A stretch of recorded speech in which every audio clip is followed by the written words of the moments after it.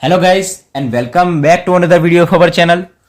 आज के लेक्चर के अंदर हम सेकेंड मेथड का तीसरा एग्जांपल सॉल्व करेंगे। इसके पहले के दो लेक्चर के अंदर हमने सेकेंड मेथड के दो एग्जांपल को कंप्लीट किया था, उसको सॉल्व किया था और उसका रूट फाइंड किया था। आज हमारे पास सेकेंड मेथड का तीसरा लेक्चर है, हमारे पास तीसरा एग्जाम्पल है। हमको दिया हुआ है कि find the root of given equation using second method. हमको इक्वेशन दिया हुआ है कि x log x equals to 1.9। काफी सिंपल और बहुत ही इजी और बहुत ही छोटा एग्जाम्पल है। वीडियो के अंदर एंड तक बने रहेगा, आपको पूरा का पूरा एग्जाम्पल आसानी से पता चल जाएगा, समझ में भी आ जाएगा, मैं आपको गारंटी से बोलता हूं। सो वीडियो के अंदर एंड तक बने रहिएगा। सो स्टार्ट करते हैं।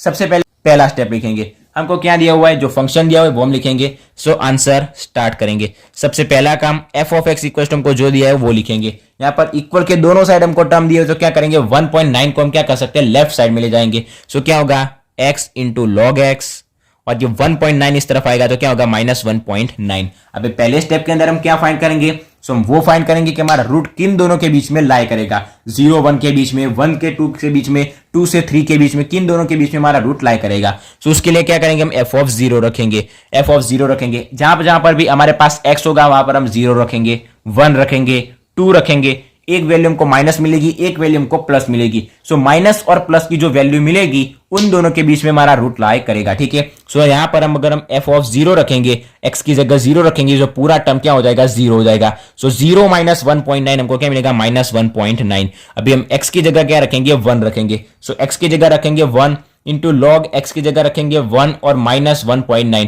अभी हमको पता है log 1 क्या होता है, 0 होता है। ठीक है, कैलसी के अंदर भी हम डायरेक्टली देख सकते हैं कि log 1 इक्वल टर्म को क्या मिलेगा 0 मिलेगा। सो ये वाला 0 वाला पूरा टर्म क्या हो जाएगा 0 -1.9 इक्वल टू -1.9 हमको मिलेगा आंसर। फिर हम फाइंड करेंगे f ऑफ 2। सो x की जगह रखेंगे 2, log x की जगह रखेंगे 2 और -1.9। तो सबसे पहले हम फाइंड करेंगे log 2। सो log 2 इक्वल्स तुमको ये वैल्यू मिल गई। अभी मल्टीप्लीकेशन में क्या है 2, so directly multiply by 2 equals to करेंगे और -1.9 इक्वल्स तुमको आंसर क्या मिलेगा -1.29। सॉरी यहाँ पर हमारे पास log 2 कितना है, log 2 इक्वल्स टू मल्टीप्लाई होगा 2 इक्वल्स टू और माइनस क्या मिलेगा 1.9 इक्वल्स टू, ये हमको मिलेगा उसका आंसर। वही आंसर था 1.297940।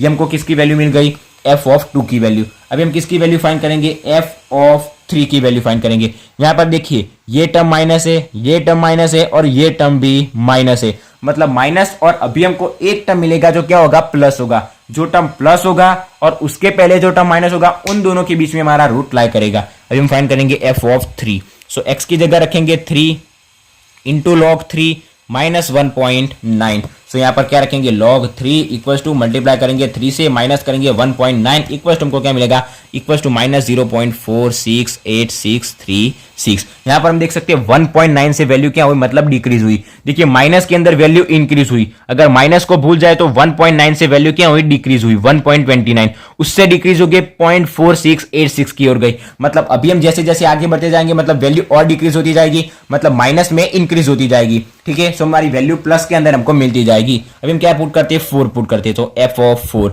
इक्वल्स टू हमको क्या मिलेगा, log की जगह 4 x की जगह 4। सो log 4 इक्वल्स टू मल्टीप्लाई करेंगे 4 से इक्वल्स टू माइनस कर देंगे 1.9 से, हमको आंसर में क्या जाएगा 0.5082। सो इक्वल्स टू हमको क्या मिलेगा 0.508239। ये वैल्यू हमको किसके अंदर मिल गई, प्लस के अंदर।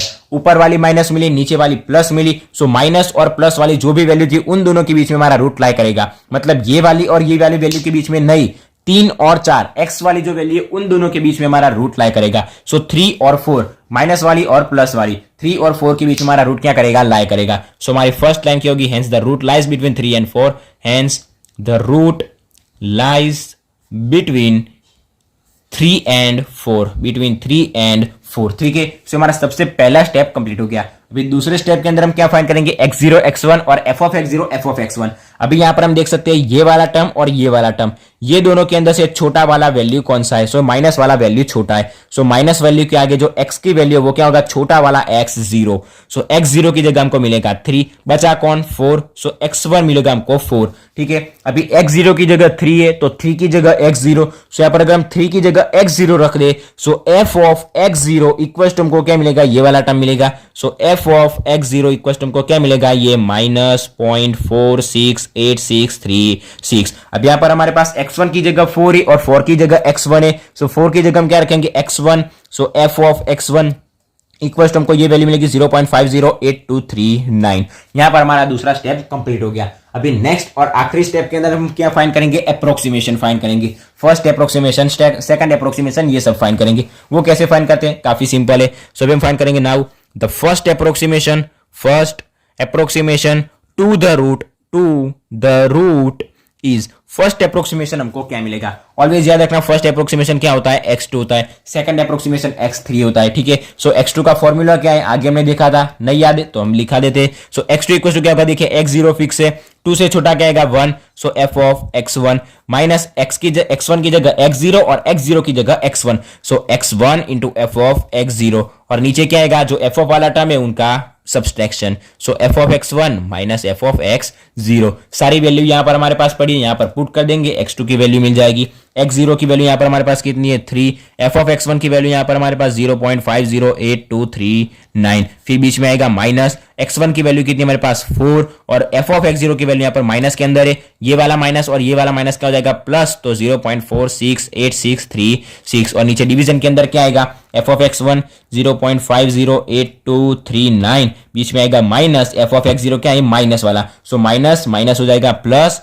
और ये वाला टर्म 0.468636। अभी इन सब का क्या करेंगे, हम कैलकुलेशन करेंगे। सो इक्वल टू सबसे पहले 3 मल्टीप्लाई बाय ये टर्म करते हैं। So 3 multiply by 0.508239 equals to 1.77 plus, अभी 4 को इससे मल्टीप्लाई करते हैं, 4 मल्टीप्लाई बाय 0.4686 और 36 इक्वल टू हमको क्या मिलेगा 1.874544 और नीचे डिवीजन में क्या मिलेगा, इन दोनों काम करेंगे एडिशन। सो 0.58239 प्लस हम करेंगे 0.468636 इक्वल्स टू 0.976875। अभी इन दोनों का एडिशन करेंगे, ये टर्म और उसको इससे क्या करेंगे, डिवाइड करेंगे, उनका डिवीजन करेंगे। सो 1.524714 सॉरी 47 और 17 और प्लस करेंगे 1.874544 इक्वल टू डिवाइड करेंगे 0.976875 इक्वल टू हमको ये क्या मिल गया, इसका आंसर मिल गया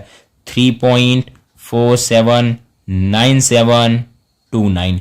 75 लिखने की जरूरत नहीं है, ठीक है। हमको ऑलवेज याद रखना है पॉइंट के बाद 3 डिजिट मेन होती है, अगर हम 4-5 डिजिट लिखेंगे तो वो चलेगा। सो ये हमको किसकी वैल्यू मिल गई, x2 की वैल्यू मिल गई। अभी ऑलवेज पता है x0 की वैल्यू मिलती है तो f ऑफ x0 फाइंड करते हैं, x1 की वैल्यू मिलती है तो f ऑफ x1 फाइंड करते हैं। सो x2 मिल गया, सो किसकी वैल्यू फाइंड करेंगे, f ऑफ x2 की वैल्यू फाइंड करेंगे।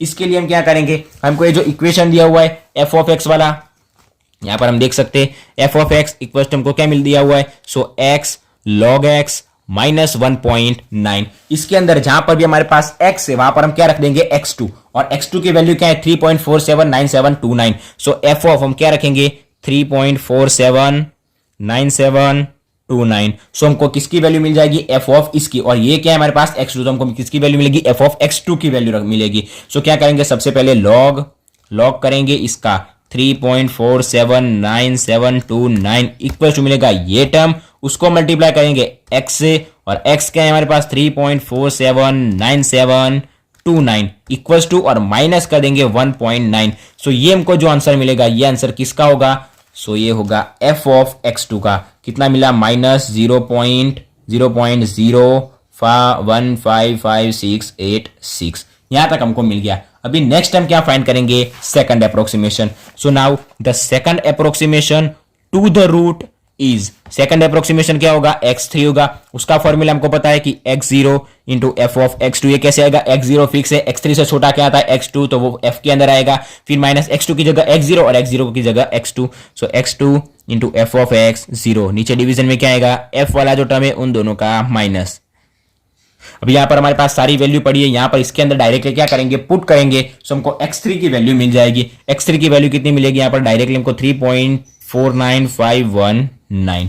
नेक्स्ट हम क्या फाइंड करेंगे, अभी हम देख सकते हैं x2 और x3 दोनों की वैल्यू के अंदर डिफरेंस है 3.479 और 3.495। मतलब दोनों के अंदर डिफरेंस है, मतलब आगे हमको और भी थर्ड और फोर्थ अप्रोक्सीमेशन फाइंड करना पड़ेगा। सो नेक्स्ट हम क्या करेंगे, एफ ऑफ x3 फाइंड करेंगे इक्वल्स टू, अभी यहां पर हमारे पास जो भी कोई फंक्शन है x log x माइनस 1.9, जहां पर भी x है वहां पर हम क्या रखेंगे 3.49519। सो हमको किसकी वैल्यू मिलेगी, f ऑफ x3 की, वो हमको कितनी मिलेगी, माइनस 0.00047 मिलेगी। ठीक है, अभी नेक्स्ट हम क्या फाइंड करेंगे, सेकंड अप्रोक्सीमेशन हो गया, सो हम थर्ड अप्रोक्सीमेशन फाइंड करेंगे।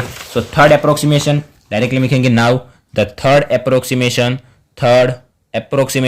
To the root is, third approximation क्या होगा, x4 होगा। x4 का हमारे पास फॉर्मूला क्या है, x0 into F of x3 minus x3 into F of x0, division में क्या आएगा, F of x3 minus F of x0। सारी की सारी वैल्यू यहां पर हमारे पास पड़ी है, उठाएंगे सीधी यहां पुट करेंगे, इसका क्या करेंगे कैलकुलेशन, इक्वल्स टू x4 की हमको वैल्यू क्या मिलेगी 0.4957, 0.4957 x4 की हमको वैल्यू मिल जाएगी।